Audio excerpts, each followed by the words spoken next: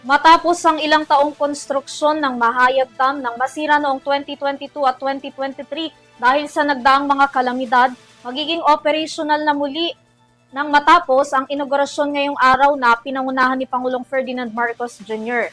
Inaasahang makikinabang sa patubig na ito ang ekta-ektaryang lupain ng mga magsasaka sa 4 na munisipalidad sa Zamboanga del Sur. Narito ang karagdagang detalye ng balita. Binuksan na muli ang Mahayag Dam sa Barangay Lower Salug, Dacu, Zamboanga del Sur na mapapakinabangan na ngayon ng mahigit sa 3,000 magsasaka mula sa mga munisipalidad ng Mahayag, Malave, Ramon Magsaysay at Suminot, habang kaya nitong patubigan ang nasa 5,044 na mga sakahan.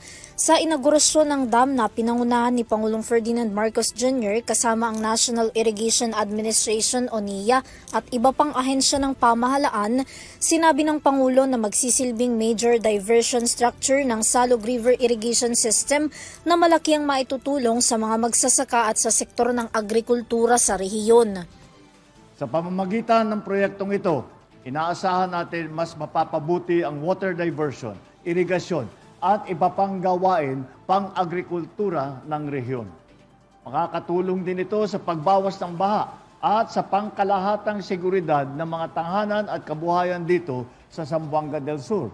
Matatandaan na orihinal na naitayo ang Mahayag Dam noong 1967, ngunit nasira ito na nagresulta ng partially collapse dahil sa nagdaang mga bagyo noong 2022 at 2023, kaya naman kinailangang dumaan sa konstruksyon.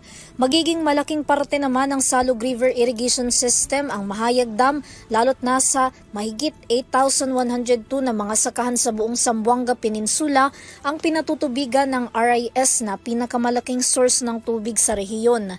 Samantala, ang pondong ginamit sa Mahayag Dam ay nagkakahalaga ng 450 million pesos mula sa National Disaster Risk Reduction and Management Fund. Bukod naman sa pagpapasinaya ng dam, nagbigay rin ang pamahalaan ng 20 solar-powered pump irrigation project o SPIP sa rehiyon na layong mapataas ang produksyon ng mga agricultural products sa mga liblib at mga lugar na madalas tamaan ng tagtuyot na wala ring maayos na supply ng kuryente. Para sa EuroTV News, Vanessa Cleofas, sumasaludo sa bawat Pilipino.